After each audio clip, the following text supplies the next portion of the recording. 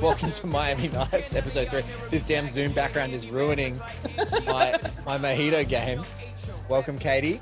Hi, welcome to Miami Nights. Oh, so I made a pineapple mojito. Oh my god, pineapple! I love me a dirty mojito.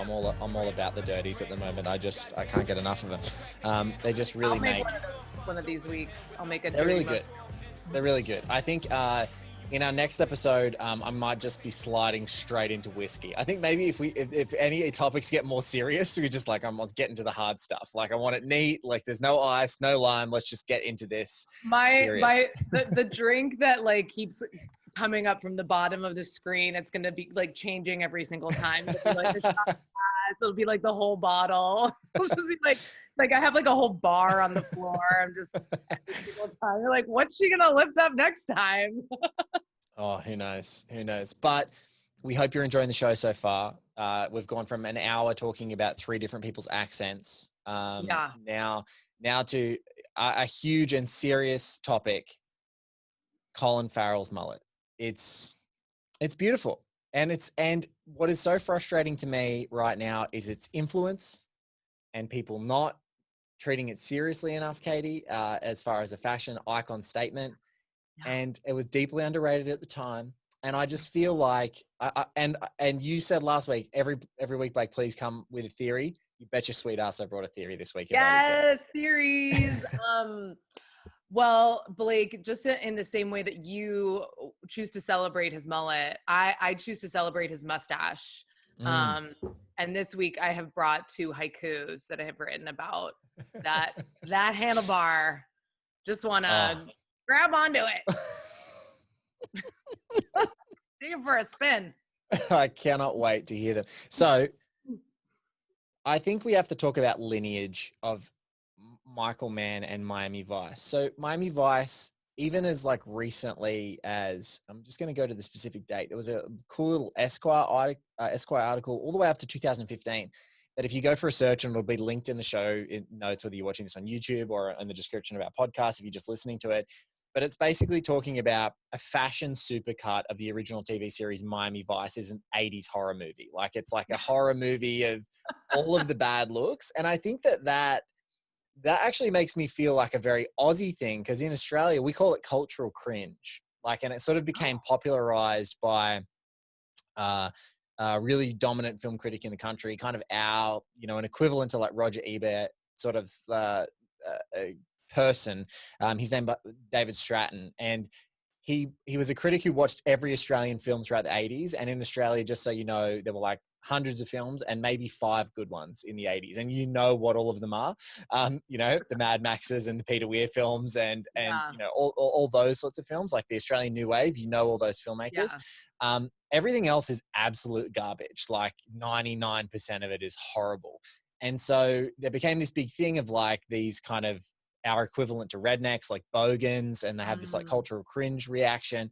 And so when I look at this, I'm I think people go, oh, it's cultural cringe. It's 80s. It's gross. It's tacky. But it's man, there were people who they looked at in Miami and they modeled all the characters off of. And there were decades of people who dressed like these characters for years and years after. They just it was such an icon at the time. And I think that can't be dismissed when you're talking about this movie or just Miami Vice in general. Yeah, I mean, listen, my mom had a clothing store in the 80s in the Caribbean, and she sold all those poofy shorts and pleated and these pants that had a wraparound Velcro with a giant pleat. And I mean, I was this is the coolest thing I've ever seen in my life. And it still kind of is. I mean, I was doing a little peruse of the Google image search of Don Johnson, and he looks good. That's just all I'm gonna say. He looks good. He's so good. And you know what we talk about in this show a couple of times? The audacity. And to wear pleated shorts and boat shoes and a pastel shirt with a blazer. Yeah. And still be to look at that guy like Don Johnson and be man, he looks so good. He just I looks know. so damn good. Like Pulls off it's stupid. he pulls off like wearing like white, huge, ballooningly, billowingly pleated pants with like a pink shirt tucked in and like a bright blue blazer. And you're like, he does it. But it's interesting because when I was looking, I was like, he's such a pretty boy. Oh yeah. And, his hair is like fully blown dried for the gods. And he's just gorgeous. And Yes. and like listen, like Colin Farrell, absolutely gorgeous as well in this, but it's not the same vibe. It is not pretty No. boy. It's not pink pants. It is No. like full dirtbag chic. And I'm here for that for sure. But the other thing is that like there is an element of If you owned a store that was a clothing store and it wasn't called Dirtbag Chic, well, I don't know if we could be friends anymore. I love dirtbag chic. Like whenever Kristen Stewart like fully embraces her dirtbaggy self, like I love that. When she was on Hot Ones, she Oh, was yeah. doing full dirtbag. And but yeah, but so what I like about it though is that it's like two distinct Sonny Crockett's. So it's not, he's like, I'm not doing Don Johnson. I am like making a totally new character. I'm like kind of a weird 70s dirtbag, and that's my thing that I'm doing. And I appreciate that. Yeah, and so you've got just how crazy iconic that series is in terms of fashion. And I think Right. that some folk, when fans of the show were like, oh my God, they're finally making a Miami Vice movie, that was exactly what they were looking for. They were looking for the pastels, they were looking for the colors, they were looking for the good looks, they were looking for the intoxicants. And like, whether it's both the fact that they shot it around the hurricane, we're going to blame so much on the hurricane, but it's like whether they shot it then or what, like the time had clearly changed, they were modernizing absolutely everything. It's a completely different look. Like the whole show and movie feel is much more of like, the movie feels like a Michael Mann, what we'd consider a Michael Mann aesthetic. And the show feels like TV Man. Like it's looser. It's a bit more like poppy. And so I think Vice has a lot to answer for in like just 80s action in general, because it was so dominant in the culture and all of the heroes wanted to be like Don Johnson, that it like rolls through all of like big 80s characters, even like pretty boys like Patrick Swayze, or like an Aussie beefcake like Mel Gibson when he comes along at the time of like the Maxis and Lethal Weapons. Like they're all adorned in the same mullety things. They're all doing that same version. And I very recently, I have to make a confession on this show because some people might be shocked. I watched Roadhouse, Patrick Swayze movie, for the first time only like days ago. Okay. Church. Church. And I don't know what else to say except just church. It's the best response of all time. But I watched that and I'm like, that whole aesthetic, it's like Roadhouse is like where Miami Vice stops and where the Chicago Bulls from The Last Dance wardrobe starts. Like it's the point in which both those things intersect. Like there's all those dumb oversized suits start coming in. Like none of the colors are there. It's all sort of like tempered down into those darker colors and things that you would notice, and that we've all just been living daylights out of the whole time The Last Dance has been on Netflix or on wherever you're watching it in the world, however you're consuming it, that's where it is. But I feel like at that point as well, there was like that split between like 80s and then modernity, and those different kinds of tough guys. I think Michael Mann had gone past the pretty boy tough guy, because that's like such an 80s thing. Like Patrick Swayze is too good looking to be a tough guy in like 2006. It's just like, nah, we're going to get the dirtbag version of you. Yeah. And even in Point Break, they kind of dirtbag him out to make him like, if he's still going to be pretty, but we're going to give him some 5 o'clock shadow. Yeah. But I think like Point Break, I think it's really, I've been thinking a lot about Catherine Bigelow for reasons that will become apparent, but I think she is a great connoisseur of like male beauty. And I think that she like takes these actions. She takes Swayze and Keanu, who are kind of like just utterly beautiful men. Yes. They're not Stallones. They're not Schwarzeneggers, and makes them action heroes. And it's really this movie about like this relationship between them. And, I think that that's like her, sort of like distinctive, mark on that film, you know, is the way that it's an action film. It's like it's the best, or maybe one of the best action films. But like she's she's got a real taste for like male And it's in beauty. the church of Hot Fuzz. To speak of church, we love Hot Fuzz for praising Yes. the church of that movie. Ah! Yes. So good. shoot into the sky. Ah! So good. So good. Um, but yeah, but I do think that like, you know, Michael Mann is like, that's not his thing. And like, and so I think it would be totally out of character with this movie for Crockett to be anything but what he is. And like, he does need to, like I've said before, like he has this like feral quality. And I think that kind of like 70s biker look that he kind of has is like part of what makes him authentic. And, but it's so funny because I'm like, I was looking at these pictures of Don Johnson. I'm like, what Miami Vice cop is wearing this outfit and like being taken seriously? I mean, I know it's like kind of a fantasy and like a joke for like an 80s sitcom, but I'm like, who's taking him serious? Like, yeah, this guy's gonna like run the transpo for the loads. And it's like, no. No, not Yeah, with those pants. Not not with with those those pants. pants. You're out of here. But I do, you know, there is an element of function because, you know, it's quite hot and humid. So, you know, you got to have something that breathes. Now, this dirtbag chic that comes through, this is where my actual theory comes. So Mm-hmm. I had never seen Roadhouse. And so I obviously knew about Swayze's beauty. My wife and I have many times watched Dirty Dancing, and I love Point Break. So I think that there's like the two poles of his Yeah. beauty, like right there, like there. But after watching Roadhouse, I realized that if you were to say what you wanted Colin Farrell to look like in Miami Vice, it would be how do I face merge Sam Elliott, who is maybe the hottest man in the history of men in Roadhouse, Absolutely no and contest.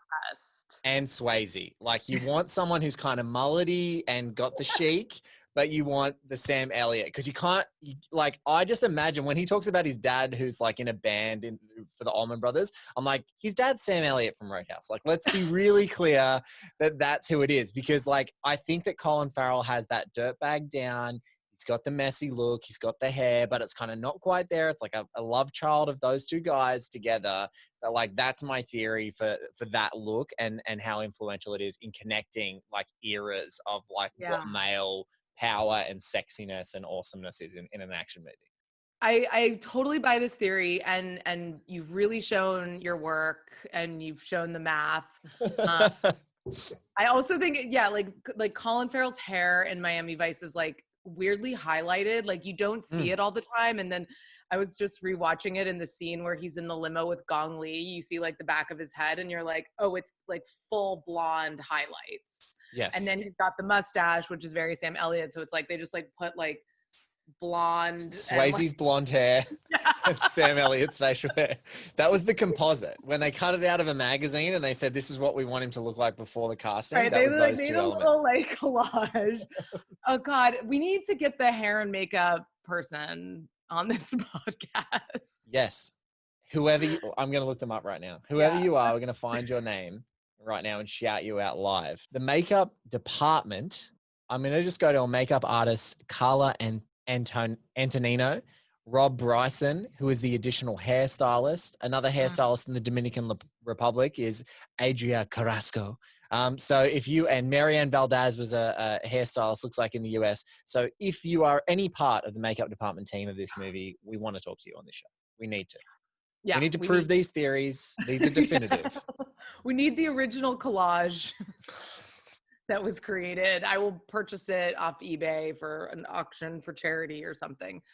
but now this is where I think the influence goes crazy is like in Australia, we have rugby league. You guys have the, like NFL and the difference in like NFL, it happens a little bit more in basketball, but there's like, you know, very style aware players who like get their hair perfectly faded and manicured and, you know, all about the look pre and post game. But one thing that Australian Rugby League has that has in common with like MMA is this affinity to look like a dirtbag, intended or not. So if you're a fighter in rugby league, it's like the toughness factor. You don't want to have a bit of grizzle. But I think it's this affinity for what I call like, and what is called in Australia, and this is a very Australian slang, so forgive me, I'll explain what it means. A shit chop. Wait, what's it called? It's called a shit chop, which means it's an intentionally shit haircut that gives you like a disgusting mullet or intentional disgusting handlebar moustache and shave, so that like you could be a really ravishingly good looking footy player, but they intentionally give themselves a shit chop just to make their fellow colleagues laugh or to like make themselves intentionally uglier for whatever reason. And I think that Colin Farrell's look is the shit chop. Like it is literally like every guy who plays rugby league in Australia right now is like, I'm going to cut my hair into a disgusting mullet, maybe color it. I've got black hair. I'm going to like really shittily Oh, bleach okay. it. And I'm then going to do the handlebar disgusting moustache. It is a look. It is a look that has been happening in Australian sports for years. And I'm anchoring it to this movie. You know what? There is a phenomenon of that happening in the States as well, and it happens in hockey. And it specifically happens in like high school hockey in like Minnesota. And there's like a very specific like hockey haircut, which is a mullet, and they call it lettuce because it's like salad like coming out of your helmet or something. I am like not familiar with hockey culture at all, but there are these really funny video compilations that this guy does where it's like the Minnesota teen hockey league or whatever, and they do this thing where they like skate up to the camera and they like say their name and they're like Luke Williams, and then they skate back and this guy just like rates all their hair because they are clearly doing crazy mustaches, crazy hair, crazy, like they've got like Civil War era like mutton chops and like mullets, and they're like, you know, shithead like 16-year-olds from Minnesota, and they're just doing it because it makes their friends laugh. So and it's also like the helmet thing. That's why Australian Rugby League is different, because it's a football game that you haven't got a helmet. So your right. head is on show. Like in the NFL, it's so hard to differentiate. You know, like there's that great Oh, Pittsburgh player in the NFL, Troy Polamalu, who had like used to have those yes. amazing locks that would like Yeah. huge, you know, Samoan locks or whatever they were, like coming out of the back of his helmet. It looked amazing. But like they're rare. Like it's not the everyday to have your hair like flowing out of the back of your helmet. Whereas in Australia, it's like, no, you can see their faces. You can see everyone's face. So you can have like a Okay. beautiful gleaming ball head, or you can do this another one for our international fans. It's called a skullet, which is very popular, which is where you completely shave the top of your head and then have the disgusting mullet come out from the top. So your skull is I don't like that. exposed. I don't like that. I just want to tell you, it's the worst. Like I played football when I was a young kid, and there was like this really attractive guy on our team, always pulled the girls. And then one day he just came to football training with a skullet to make us all laugh. It worked, but he had to live with that disgusting hair for like weeks after. And his very Did attractive you have girlfriend, to? his very attractive girlfriend was just like, oh my God, why did you do that? Why did you do that? You look so disgusting now. But you know, Oh, that's wow. it is what it is. I think that this hair, this dirtbag chic, it's so like, it's so the, uh, it's like it's a riff on the same look. Cause like in the show, Miami Vice, Crockett and Tubbs were so different. Like they were kind of different levels of fashion iconography. You know, they had completely different looks. Whereas I feel like Michael Mann's update makes Colin Farrell stand out a little bit more, because Jamie Foxx can just pull off anything, and it's kind of pretty muted. You know, they're not using all these big bright colors and stuff like that. So Jamie Foxx always looks $1,000,000 in whatever they're in, but it's the fact that Colin Farrell's got that kind of twisted, kind of dirtbag edge to it that kind of gives it all that influence, and people reflect on it and go, "Oh my God, man, he looks like such a dirtbag. He's great. He's wonderful." Yeah, but I still like him. I still think he's hot. I mean, but I also like totally go for Sam Elliott in Roadhouse. Oh, So that's just that is the definitive take of this show so far. Is Sam Elliott is the hottest man who's ever lived in Roadhouse. There's just no one else hotter. He's got the hair, the face, the voice. Like, stop, just stop. I've He's a never triple seen threat. the I know. I've never seen the movie The Lifeguard that he stars in. Have you ever seen this No, like I'm gonna Google it while we're Google talking. image, just Google image search. There's like a picture. It's just like Sam Elliott, the lifeguard, and there's just like a picture of him in like a tank top, and he looks super hot. That's Uh, my report. oh, 19. 1975. Is he in a tank top or is that his chest hair? Is another question for you. It Oh, is. well, I'm actually just grubbing through my DVDs trying to find my Roadhouse DVD. Oh, look, I found it. Oh my God. There it is. There it is. But yeah, I watched it for the first time and I was just like, I couldn't believe it. And it was just, he felt like there was like a kinship between the Sam Elliott of that movie and Colin Farrell. That same like super. I truly love that lineage, that historical DNA that we are, tracing. Oh God, if only there was throat ripping in Miami Vice. There might have been an alternate cut. Yeah. An alternate cut. I had a lot of people shocked that I hadn't seen it and were like, wow, you're That's in for okay. a treat. You know what? Blind spots are okay. I'm filling in all my alien blind spots this week and I'm having a ball. Having a friggin' ball. Yeah. Oh, I saw. I'm excited. But I think it's like blind spots are good, and especially now in the time of COVID, there are so many cool things like Mubi. The streaming service Mubi has like now, they used to just curate like lists of their movies. They're now like, our entire library is open, and they have one of the most intimidating movie libraries. So if you haven't seen some stuff, get out there and see it. But I'm gonna chase down The Lifeguard. I'm telling you. I'm yes. Okay. Maybe we'll do like a. Well, suddenly our podcast is just about Sam Elliott. We're like, this week on Miami Vice, a star is born. But I think that's like, when I look back at these guys, I try and think about those influences, and man is such a, like, it's so funny, and we're going to probably talk about it more in upcoming episodes, but like, he thinks and talks about characters' parents and characters' grandparents and where people come from so much that it's kind of fun to riff on, like, well, if you're imagining what a truck driver looked like in the early 70s who just went around the country, but you're having a glamorized Hollywood opioid, fueled version of that. Like, it's like, well, you dream that he looked like Sam Elliott. You dream that he was like that, as opposed to the reality, right? Like the extras in Roadhouse, as opposed to Sam Elliott, Yeah, it's also just interesting to look at like industry trends and like, and see who according to what's going on in the world, like why we need a Stallone, why we need like a Schwarzenegger in the 80s and these super pumped up like monster dudes, and then we get into more of the like Point Break guys, and then we get to like Die Hard, I think Die Hard's before Point Break. Die Hard's, a little bit before, but yes, they're in the same. Like everyman kind of characters, and then. Yeah, it's interesting to think about where Colin fits in this, especially like he's had such a weird, interesting career and like done some action movies that were kind of bad, and like everyone was like, he's the next big thing, and now he's like turned more towards acting, like auteurist, like method acting and stuff. So it's like, yeah, it's interesting to see like how does he fit into like a trend or a mold, or is he like breaking that? And I feel like he, like, especially in this movie, they're going for something kind of like authentic and trying to really get into this idea of like a vice cop, like who would believe this person who goes so deep in, he almost goes too far.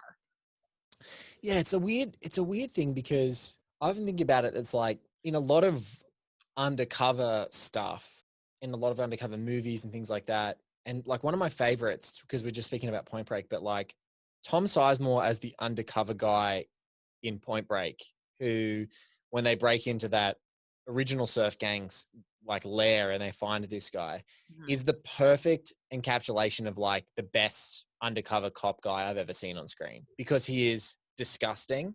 He looks like he hasn't showered. His hair is gross. Like, he looks completely unhinged, like he hasn't slept in weeks. And, we know how method Tom Sizemore is. So he probably did all of that. But it's like, I love that so much because it actually makes sense. This is a guy you can totally see having gotten stuck with this gang of people, and he's totally fine. You don't imagine him going into the office and looking like that. And so like with Point Break, when you think of like, former college boy surfer guys, like Keanu at that time fits that mold so perfectly. And you're like, oh, well, that's the idealized version of what that is, but that's what it is. But it's really hard in 2006 to go like, what is someone I am going to believe could be believable to criminals who are authentically being portrayed as like someone who's going to be a bad guy versus, what the Hollywood version of that is. And I think that they find a really good one. Like, I think that Jamie Foxx's Tubbs is so underrated because he seems like he can dress, he can talk, he can talk really professionally, he can talk silly, he can be playful, but he's very dialed in. So he seems like a guy you can just swap in and swap out. But the other guy, the looser, weirder guy who still has to be front and center. Like, I think that they kind of nailed it. It was a bit of a savant kind of choice because it's like Colin Farrell, which is so Colin Farrell, but it's not Colin Farrell like we've seen him look in any other movie. Like in a lot of movies, he's still, similar dark features, usually got his short black hair, maybe very clean shaven. You think of In Bruges or The Recruit, all those things. He kind of looks like Colin Farrell looks. And then in this movie, he's like, no, we're going to have the hair and you're going to be a bit beefier and you're going to have the handlebar moustache and all those sorts of things. So I think, it's kind of like, and, Mann says 27 real undercover assets were interviewed and consultants on the film. And so I just wonder how much of that, yeah, of course, right? But I wonder how much of that was like, all right, well, he has to look like these three guys. This guy's got a moustache. Let's do his hair. Let's try and weave in the real life people into how we think he's going to look, and ended up making this like an icon. Yeah. And I also think, what's interesting about both of them is like they both have very distinctive looks, but they really are so able to like melt into each different world that they're in. Like he can, hang with this gang, hang with that gang, be in this club, talk to this, but like, it's like they're wearing all like neutrals, dark colors, sort of like just like basic suits, basic blazers, and like sometimes like a white ensemble. But when you go to Cuba, you must wear like a white outfit. If you've driven your Go Fast boat 90 minutes to Cuba. Yes. But yeah, they have that kind of like cipher quality that they can melt into any sort of, like Colin could easily sort of like be in the Aryan Brotherhood area, or like they can go hang out with the Colombians or whatever. It's like they definitely have that ability to kind of like meld to whatever environment they're in. It's definitely a look. I'm sure he enjoyed sporting that sweet mullet for all of his shoot time. Maybe like I saw a really I might show it in the video if you're listening. I saw a really disgusting photo of me about 10 years ago where I was growing out my beard and my hair. And it just happened to be a photo of me. And if I post it in the podcast for folks who are watching along, you'll see that I'm currently drawing a dick on one of my friend's heads who'd passed out in my house.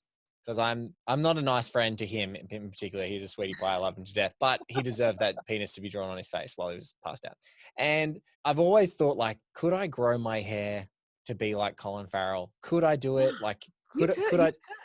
No, and Katie, it's such a feat of patience to grow your hair without looking like a total tool bag. Yeah. And especially then once you get there, you're not really Colin Farrell. I'm just me that's trying really hard. And then we'll do it for one episode of the show. And then the next day it'll be back to this. So maybe it's just, let's find a wig that I can butcher and that will be enough. Oh my God. We should both do it. God. I'll put on a fake mustache. I'll shave my face. At least I've got the face right. I'll shave my face to have exact movie scale, and then I'll just get a wig, and then we can do it. You just gonna get a blonder wig. Get the highlights I was just going. gonna say, if you start today, by Halloween, you can do this. Yeah. Look, if we're in ISO for this long and I don't have to see other people except for you via Zoom, then growing my hair to that length might not be a problem. This is achievable. We can make this happen. Okay. Well, but do we want to?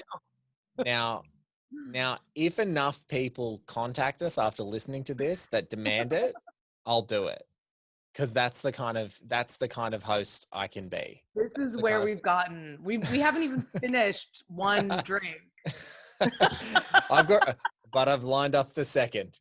We're just like ready to. You got two. I said to Katie, I'm like, this is a 2 mojito show. This is a 2 mojito and gin and tonic show. Yeah. Sounds like a party. So, I love the mustache. I know we've talked about the mustache a lot. I'm a big fan of a handlebar mustache. I did write a couple of verses. I think this is and the perfect way to I end would this love episode. to share them with you. Please. I was going to People write watching, a for people watching, my face isn't going to be here anymore. It's going to be a still of Colin Farrell's face where my head is. So when Katie's reading the haikus, it's going to look like she's directly conversing with the handlebar moustache. Okay. Play like a little music bed underneath. Little beautiful harp sound. We're in a spa. Okay. Handlebar mustache, glistening in the sunlight. He won't steer you wrong. That's the first one. Beautiful. Absolutely beautiful. I nearly spat my drink out when he won't steer you wrong. Okay, here's the second one. I think the second one is better. Okay. I'm not going to be able to get through this. Okay. I'm going to look away. I'm not going to actually look away. At you while you say it. I'm looking away. Sonny Crockett scheme. Bacardi mojito scene. Go fast in my dreams. Oh, that's good. That's really good. Go fast in my dreams. That's good. Yeah. Love that. I love that. Guys, this has been another episode of Miami Nice. That's the show. So we hope you enjoy. That's the show. We'll catch you on another episode of Miami Nice next week.